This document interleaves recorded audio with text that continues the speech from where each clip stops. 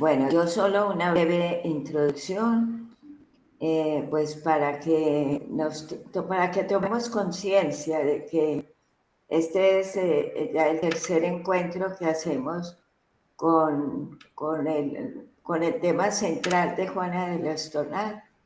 Y vamos a ver algo hoy que es muy importante, el legado que Juana le dejó a la Iglesia y que a lo largo de tantos años ha ido desplegando posibilidades nuevas que quizás ella misma nunca soñó y que hoy nos las va a exponer Alcides, que ha estudiado mucho el tema, que está en la comisión de las familias carismáticas de la CLAR y que creo que lo ha preparado con muchísimo entusiasmo, como sabe hacer él todas las cosas.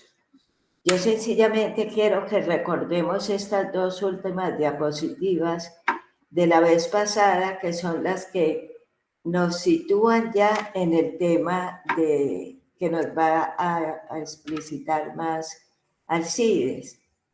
Bueno, este símbolo con el que decimos ahí que fue con el que el capítulo del 2003 quiso introducir la red laical y que queda como un símbolo para nosotros, es muy disidente. A mí el mirarlo como que me emociona pensar que de esa raíz única, con ese tronco fuerte de más de 400 años, hoy ha brotado, ha salido un brote nuevo que nos enriquece enormemente y que es también un don para la Iglesia, y es la red laical. Y que entonces tenemos que entender muy bien, ustedes como laicos y nosotras como religiosas, que es un mismo carisma alimentado por una misma savia, vivido en dos proyectos de vida diferentes pero complementarios. La Iglesia necesita el carisma de la vida religiosa y la enorme diversidad de carismas que tienen los laicos hoy y que son pues la mayor riqueza de la Iglesia. Bueno, entonces, esto a mí me parece muy importante. Hoy por hoy tendríamos que decir que el carisma de Juana de la Estornada, abierto a esa red de laicos que sintonizan con él, tiene en este momento de la Iglesia y para la Iglesia un potencial renovado para impulsar el caminar juntos, que es condición constitutiva de la sinodalidad.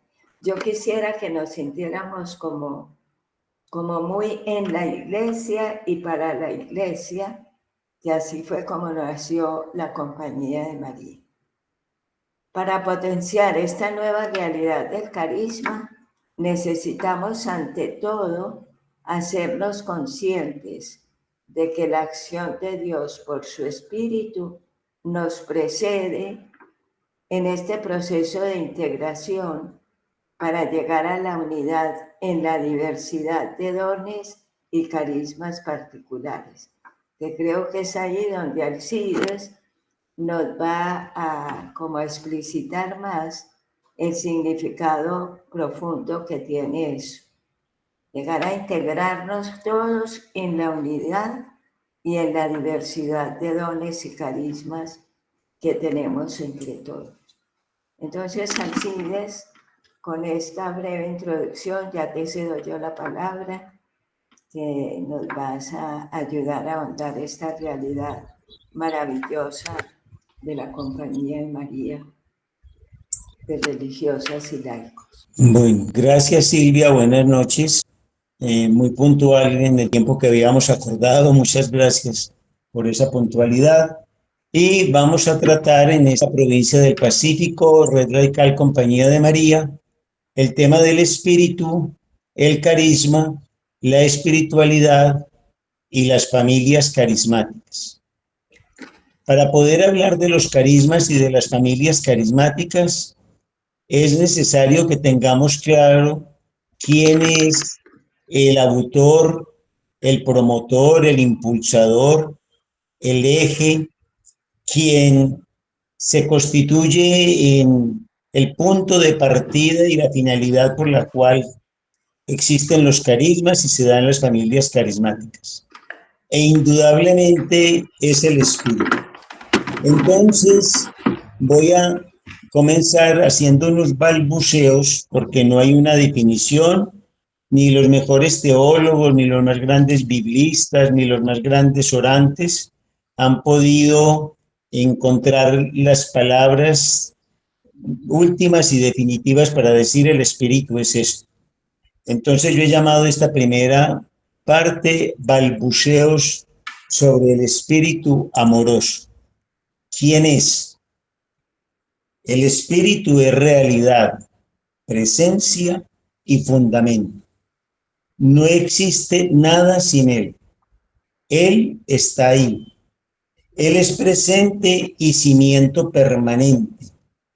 Todo lo comprende, todo lo potencia, todo lo vislumbra. Todo en él y nada fuera de él. Totalidad capaz de contener sin detener, de incluir sin impedir, de intuir sin suprimir. No es quietud, es dinamismo, no es repetición, es novedad, no es arrobamiento, es ingenio. Él es la unidad y no está encerrado en sí mismo. Tiene otras presencias que lo hacen desplegarse, encontrarse, estar en un cara a cara. Él es, pues, una unidad en constante relación, en continua comunicación, en amplia correspondencia. Relación, comunicación y correspondencia que generan, afianzan y transmiten proximidad recíproca. Él es unidad en la diversidad y es amor. Unidad que es integridad, no uniformidad. Sintonía, no tiranía. Pertenencia, no dependencia. Diversidad que es cercanía, no lejanía. Comunión, no disociación. Aportación, no negación. Amor que es donación, no retención. Amor que es creación, no conservación. Y amor que es evolución, no inacción. Para terminar diciendo que el espíritu es amor. Ese espíritu que es amor es el que nos habita. No está en las regiones siderales, no está en las profundidades abisales del mar o del centro de la tierra. Eso lo impulsa y lo dinamiza.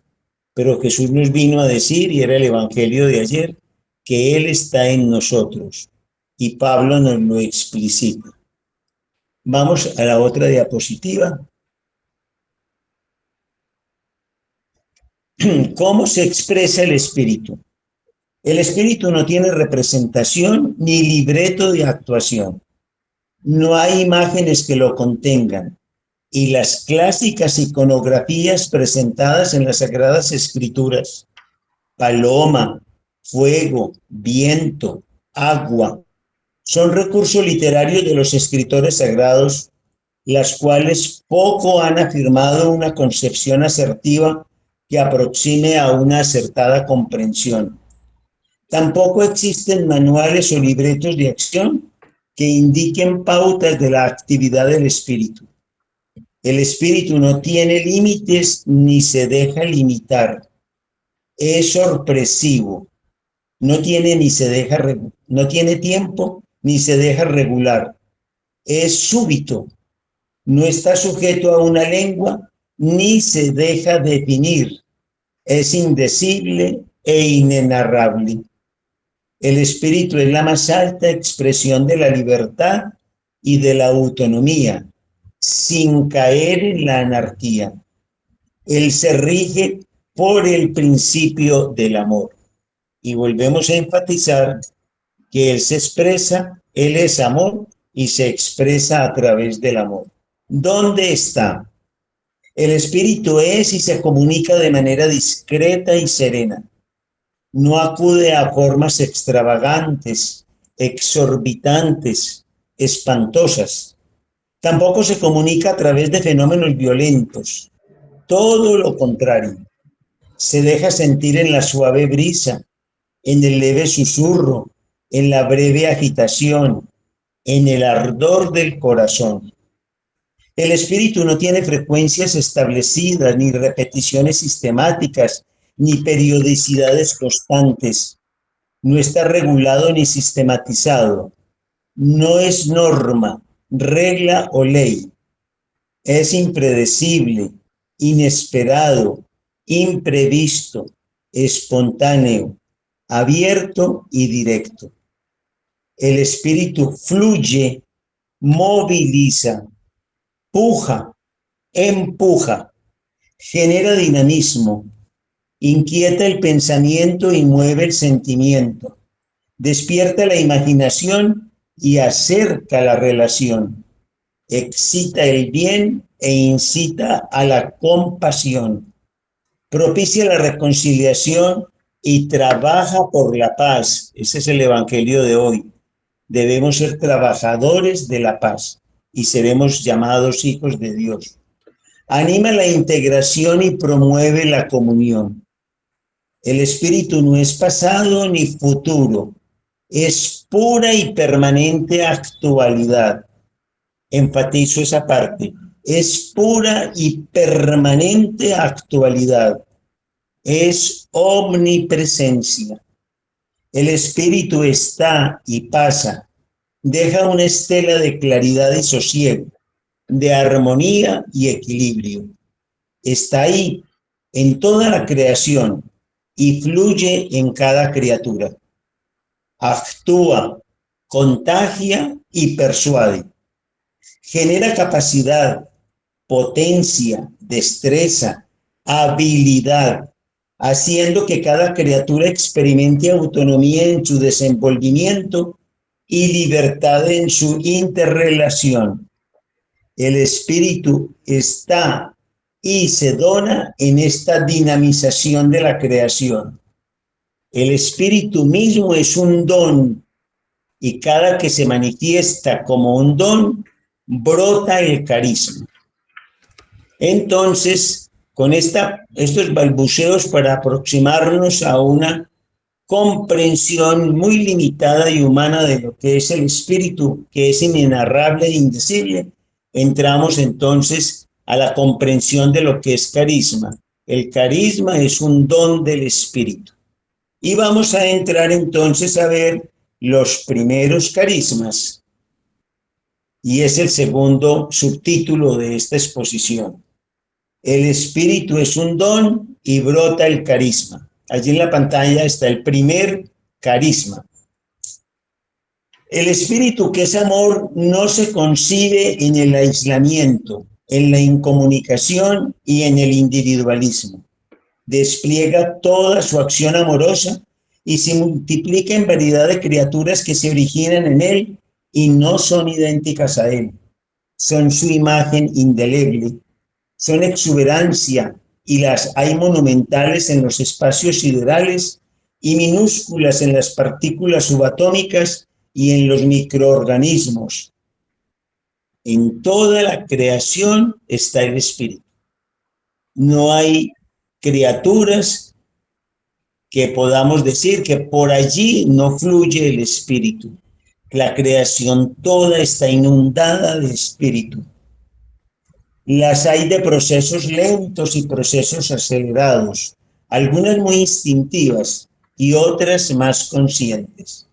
Todas ellas penetradas del espíritu, pero no acabadas, sino anhelantes de perfección y plenitud. Unas van despuntando en vanguardia, otras quedan en la retaguardia. Las criaturas de vanguardia experimentan la explosión del espíritu. Brota la conciencia, que es claridad del ser y el devenir, del sentir y el existir. Y ahí somos imagen y semejanza. Somos partícipes del que es. Somos su imagen y semejanza. La conciencia, con todo lo creado, también tiene su proceso. Necesita de cuidado y cultivo, pero sobre todo, de coherencia y transparencia. Despuntan los destellos y se enciende una llama de ingenio, imaginación y creatividad. Crear es la primera habilidad, talento, capacidad aprendida del espíritu. Es un carisma común a todos los humanos. La acción creadora del espíritu no finaliza, continúa y se está dando, en este segundo se está dando la creación, en incesante forma, en transformación, en renovación y en expansión continua del universo. Esto no lo digo yo, lo dicen los científicos. El universo está en expansión continua y permanente. Allí está la creación del espíritu y sigue creando a través de nosotros, en cada instante, en cada momento, en cada situación, en cada época, en cada persona, en cada organismo. Está creando. Crear es el primer carisma que nos regala el espíritu. Y es un carisma básico, común a todos los humanos, no solamente a los creyentes, también a los no creyentes, no solamente a los cristianos, sino también a los de otras iglesias y religiones, no solamente a los de alguna asociación, a los de todas las organizaciones y asociaciones. Crear. Nosotros tenemos un carisma importante y es que creamos. Vamos al carisma de crear que está en la pantalla, por favor. Y del carisma de crear se desprenden una cantidad de acciones. Nosotros creamos y ahí vemos que está la axiología, creamos valores, que está, no veo bien la primera, me la ayudan a Admirar.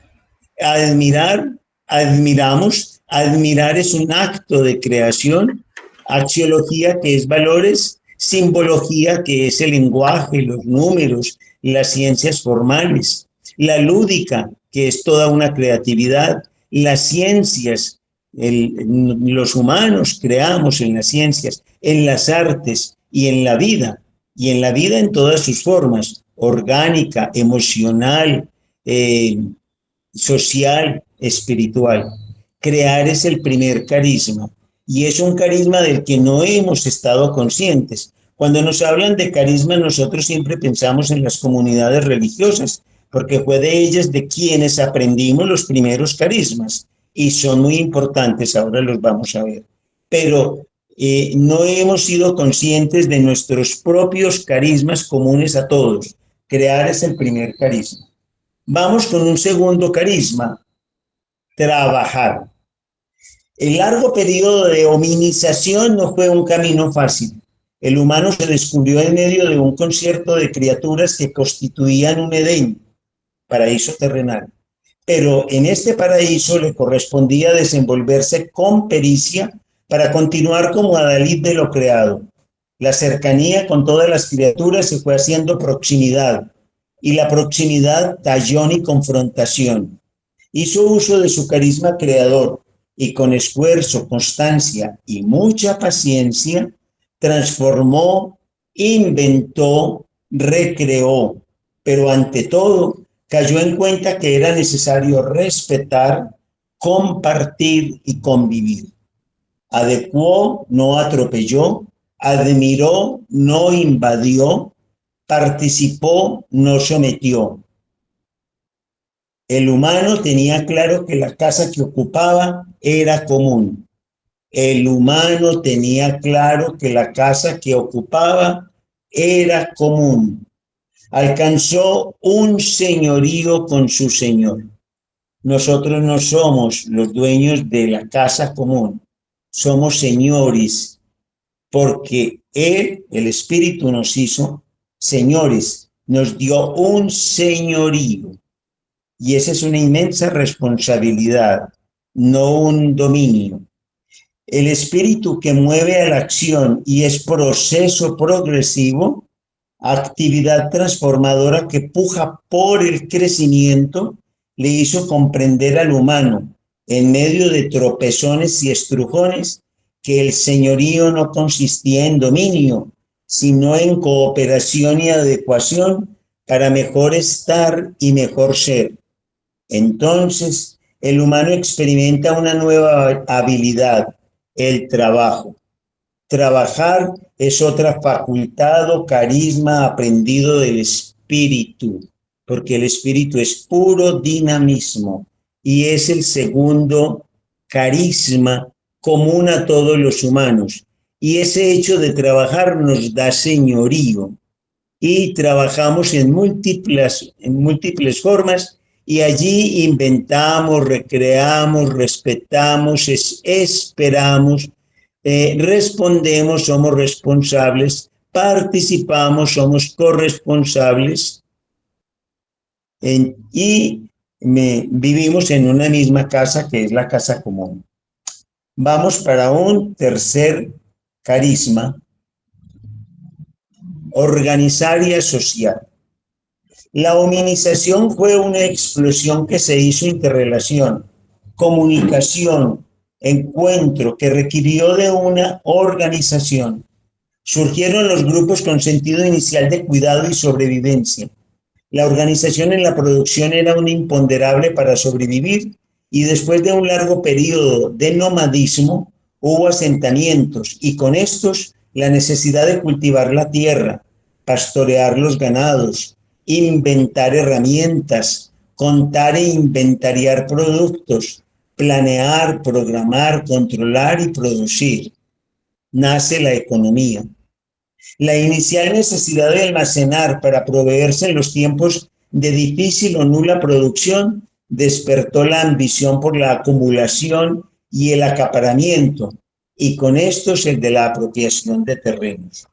¿Cuánto daño nos ha hecho este afán por acumular y por acaparar y por apropiarnos de aquello que son excedentes y que no necesitamos y que no nos pertenecen y que son de otros? Y sobre esto nos dejó claras y explícitas lecciones Jesús de Nazaret consignadas en los evangelios. Los enfrentamientos de grupos y tribus fueron inevitables y nuevas necesidades se detectaron en las poblaciones. Nuevos desafíos llegaban a la vida y se entendió que era importante conversar y acordar, ordenar y priorizar, anticipar y proponer. Esta nueva iniciativa humana es otra facultad o carisma aprendido del espíritu que muchos siglos después, allá en la antigua Grecia, fue denominada política. Toda actividad organizativa en la sociedad es actividad política. Repito esa partecita, porque le tenemos miedo a esa palabra en parte. Toda actividad organizativa en la sociedad es actividad política. El mismo cristianismo tiene su propia política y toda organización tiene su propia política. Y la política del cristianismo explícita en el Evangelio es que actuemos en justicia, en verdad y con misericordia. Esos son los principios rectores de nuestra política o de nuestra organización o de nuestra manera de establecer el reino, de construirlo. Y allí hay varios aspectos que se desprenden de ese carisma que están en los recuadritos en verde y que ustedes allí perfectamente ya han leído y pueden seguir leyendo. Vamos para el cuarto carisma o don dado por el espíritu. El humano, simultáneamente con el hecho de producir y organizarse, experimentó miedo ante las desproporcionadas fuerzas de la naturaleza, de la enfermedad y de lo imprevisto. inició a través de esta vivencia un largo camino de descubrimiento de una realidad con R mayúscula y bien grande, de una realidad que iba más allá de sus límites y lo hacían sentir criatura. Estableció relación con aquello que estaba más allá de su ámbito inmediato y posible. Reconoció el poder de estas realidades, sus capacidades creativas y destructivas. Ofrendó productos, recordemos a Abel y a Caín, elevó plegarias, ingenió rituales. Estas manifestaciones no se debían a la inventiva solitaria del humano. Un entusiasmo interior jalonaba esta iniciativa. El espíritu puja desde dentro y se expresa de forma impensada. Un sumergirse en el interior comenzó a darse y a percibir que desde lo hondo emergían intuiciones, enviones, presentimientos que daban paso a la contemplación, interior y exterior, intimidad y comunicación, contemplación y acción se conjugaban y concretizaban en un regalo del espíritu, el carisma de la religación y adoración entre seres de distintas realidades y dimensiones. El carisma del hecho religioso había nacido. Crear, trabajar, organizar y religarse fueron los carismas primeros de la humanidad. Y dejo planteados únicamente estos 4 primeros carismas, de los cuales se desprenden muchos. ¿Cuál es más importante? No hay ningún carisma que sea más importante que otro. Cada uno lo va suscitando el espíritu y le da la inyección necesaria y la potencia suficiente para que quien lo reciba lo desarrolle con convicción y pasión. Y tendríamos unas conclusiones de los carismas. 4. Los carismas son propios de todos los pueblos, organizaciones y religiones. No hay carismas exclusivos de una determinada entidad, institución u organización, o de un determinado pueblo o nación, sino que los carismas son propios de todos los pueblos. Los carismas son múltiples porque múltiple y diversa es la acción del espíritu. Hay muchos carismas, diversidad de carismas, pero un solo espíritu. Los carismas, por proceder del espíritu, generan impulso y pasión, firmeza y convicción, perseverancia y decisión, libertad y donación. Un carisma no es carisma si no se mueve en el marco de la libertad y de la donación, diferentes a las tareas asumidas por imposición o delegación que demandan regulación y control, inducción y remuneración. El carisma no pide remuneración, el carisma es una donación. Y en libertad es la tercera característica. La primera es que de todos los pueblos, la segunda es que son múltiples y la tercera que proceden del espíritu y tienen unas características de convicción, pasión, libertad, perseverancia, decisión, donación. Y la cuarta, los carismas son retos y desafíos. Las demás tareas son funciones. Los carismas son retos y desafíos porque son dones. Todas las demás tareas son funciones. Nos queda claro en estos 2 primeros subtítulos que el que origina todo esto es el espíritu y que el espíritu nos lo origina y nos lo da, nos lo entrega, nos lo confía y nos mueve a hacerlo a través de los carismas. Vamos para el tercer subtítulo. Diversidad de espiritualidades. Ahí está en pantalla una sinopsis.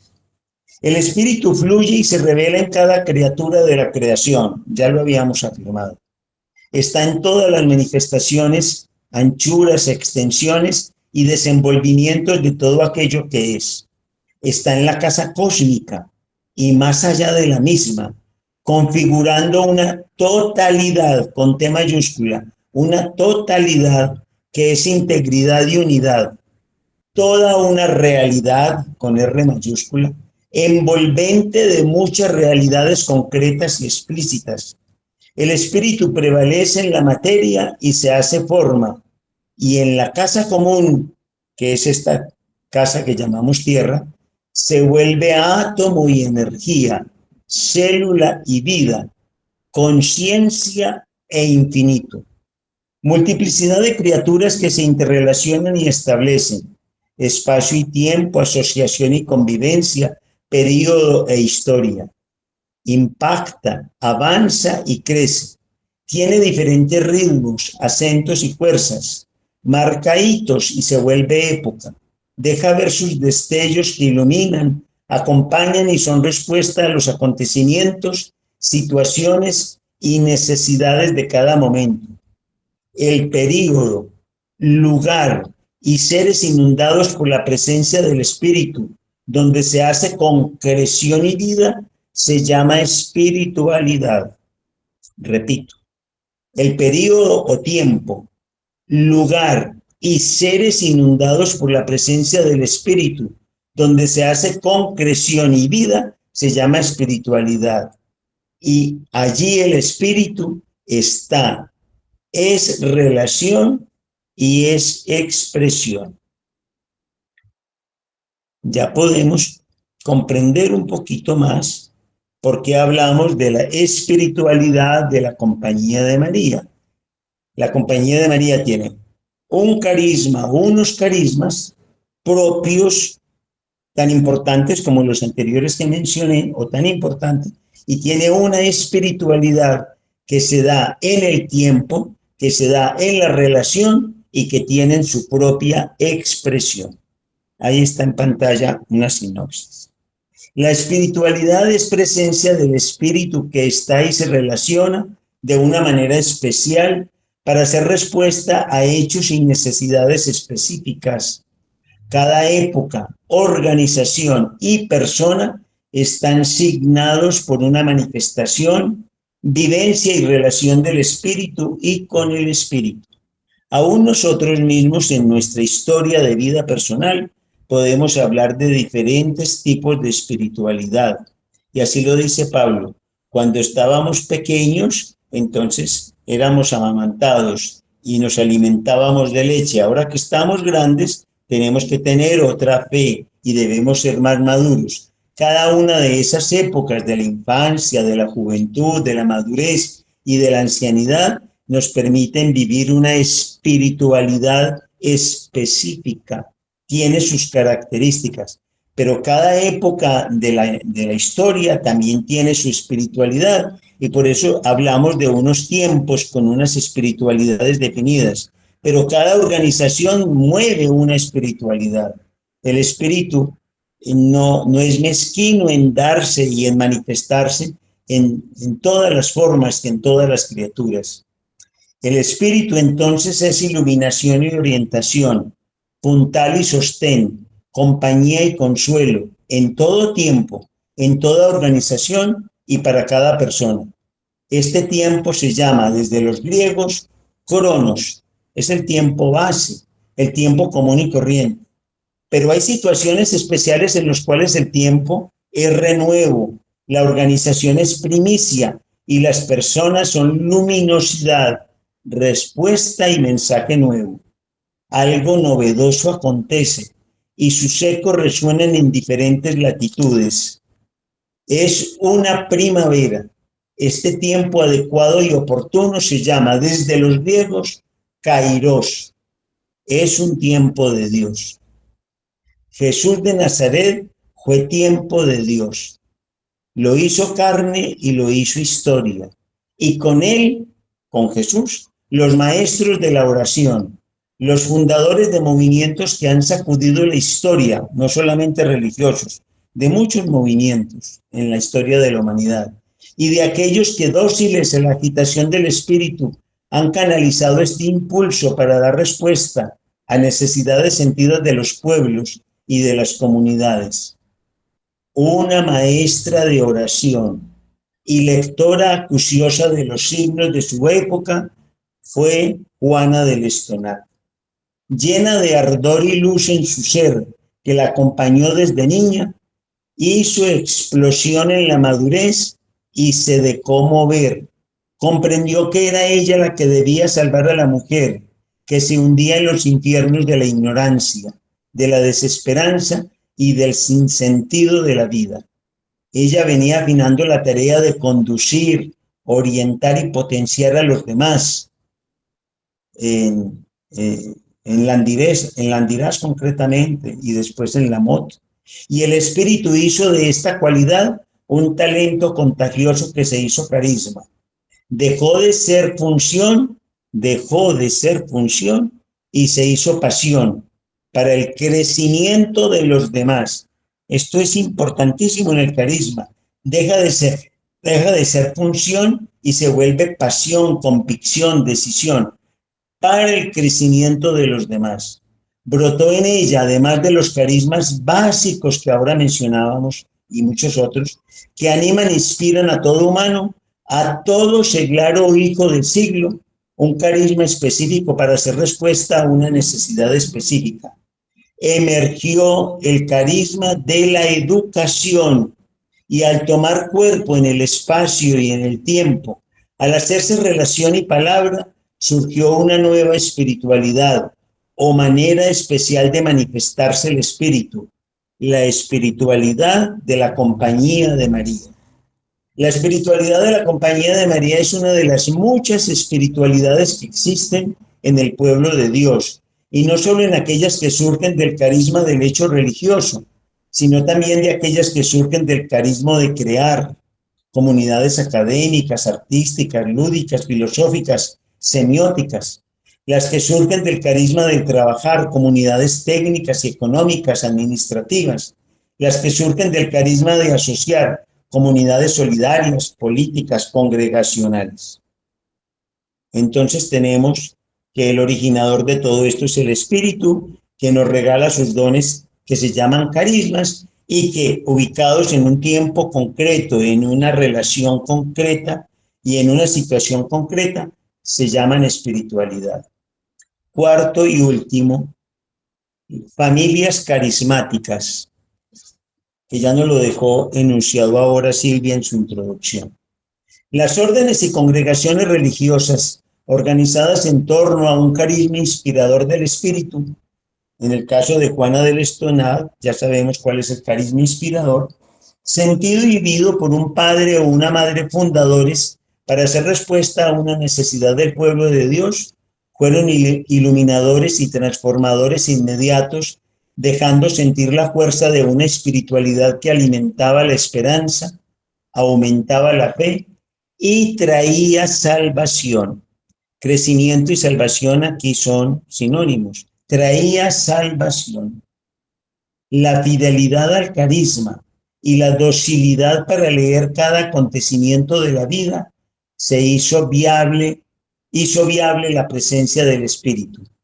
La fidelidad al carisma y la docilidad para leer cada acontecimiento de la vida.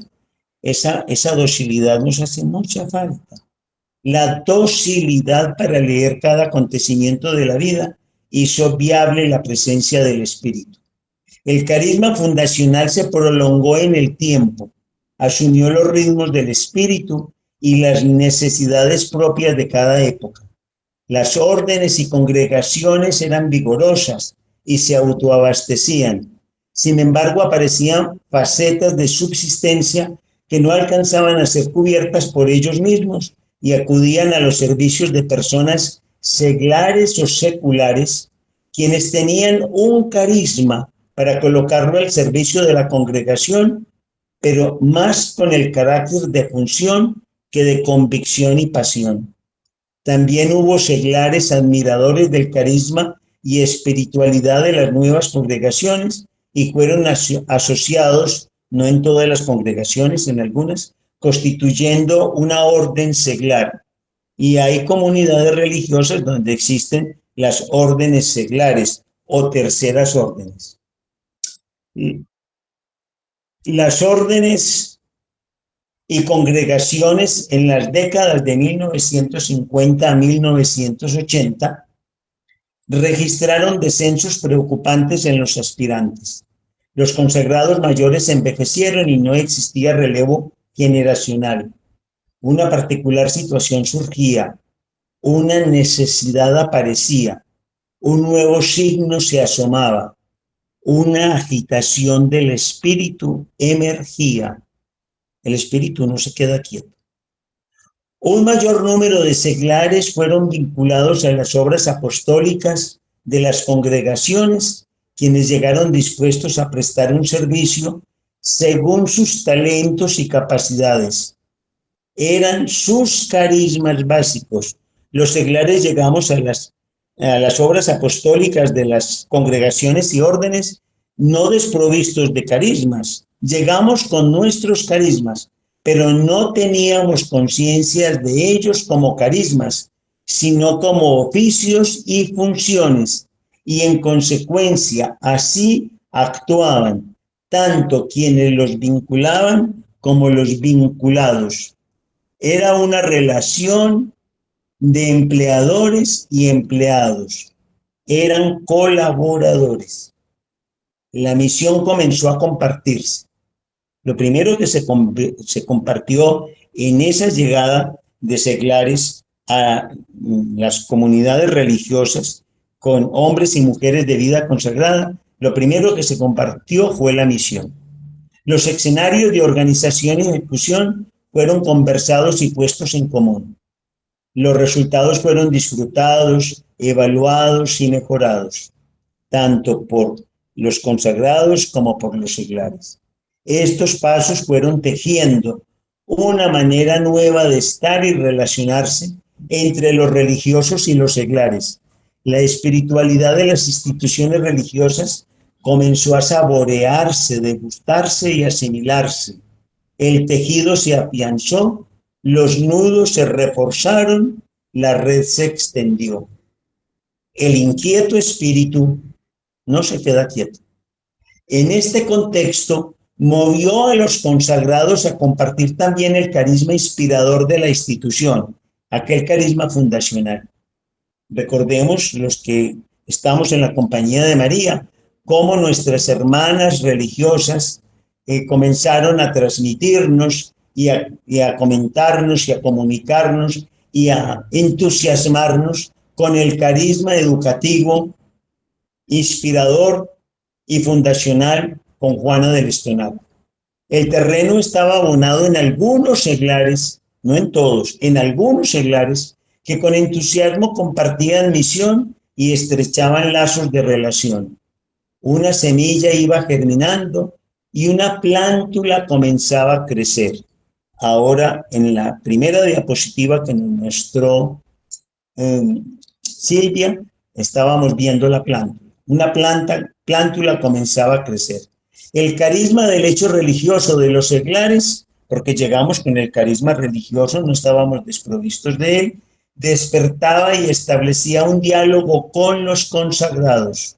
Los colaboradores seglares sintieron que eran partícipes de una misma espiritualidad, la de la institución, y de un mismo carisma inspirador. Bullía y se percibía un mismo origen, una igual dignidad bautismal y una idéntica finalidad. ¿Cuál era la finalidad? Ser testigos consagrados y seglares del reino de Dios, dentro de la espiritualidad de la congregación. Los seglares, seguidores de Jesús, llamados laicos según cánones eclesiásticos, dieron un brillo especial a sus carismas y los hicieron arder al calor del carisma de la congregación. La plántula tuvo otro nutriente que fluyó por su savia, fortaleció el tallo, extendió las ramas, multiplicó el follaje y fueron apareciendo los frutos. La congregación hizo conciencia que ya no eran solo hombres y mujeres de vida consagrada, sino también mujeres y hombres de vida dedicada a vivir el Evangelio de Jesús en el marco de su espiritualidad y carisma. Hombres y mujeres de vida dedicada a vivir el Evangelio de Jesús en el marco de su espiritualidad y carisma. los carismas de vida consagrada y los carismas básicos de los seglares se conjugaron y fortalecieron. Una nueva manera de ser, una nueva manera de estar y una nueva manera de relacionarse había nacido en el pueblo de Dios. Las familias carismáticas. Las familias carismáticas es una nueva figura en el pueblo de Dios. Y a futuro los canonistas estarán mirando a ver cómo la normativizan y será una figura tan común como hablar de órdenes y congregaciones religiosas o de movimientos o de religiones. Familias carismáticas. Familias carismáticas en las cuales fueron balbuceándose nuevos lenguajes más coloquiales en las relaciones interpersonales, en la oración, en la liturgia, en la misión, en la definición de nuevos horizontes. Nuevos lenguajes que han permitido realzarla como una dignidad bautismal, experimentarla como una fuerza de la oración. Juntos, este camino lo hemos hecho juntos. Experimentarla como una fuerza de la oración. Discernir juntos para identificar lo que es mejor y conveniente. Velar por una relación más comunitaria, con un común cuidado de sus integrantes. ¿Cómo empezamos a cuidarnos unos y otros? Seglares y hombres y mujeres de vida consagrada. Cómo nos duele el dolor del consagrado, y a los consagrados en este momento como familias carismáticas, cómo les duele el dolor del seglaro laico. Las familias carismáticas han fomentado la participación, estrechado la comunión y potenciado la misión. Repito esto porque con esto desembocamos en la sinodalidad. Las familias carismáticas han fomentado la participación. Participación es uno de los temas que constituyen el lema y todo el sentido de la sinodalidad. Estrechado la comunión, participación, comunión, y potenciado la misión. Las familias carismáticas han fomentado la participación, estrechado la comunión y potenciado la misión. Las familias carismáticas han favorecido, custodiado y alentado el caminar juntos. Y caminar juntos se llama sinodalidad en el nuevo lenguaje, o renovado, mejor renovado lenguaje, que con Francisco le estamos dando a esta iglesia, animada y alentada y dirigida y orientada por Francisco. Las familias carismáticas han sido primavera de la sinodalidad.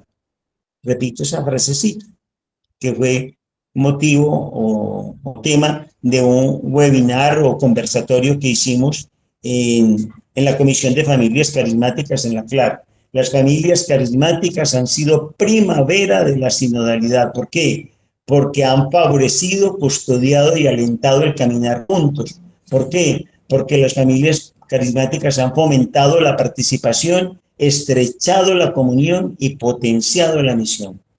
Con estos sentimientos de pueblo de Dios, unidos en una misma familia carismática, la Compañía de María, sigamos caminando juntos y educando de una manera siempre nueva.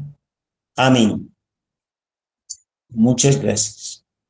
Bueno, Alcides, muchísimas gracias, de verdad que nos has animado muchísimo a colocarnos bajo esa acción maravillosa del Espíritu que ha hecho cosas tan grandes en la compañía, en nosotros, en la iglesia.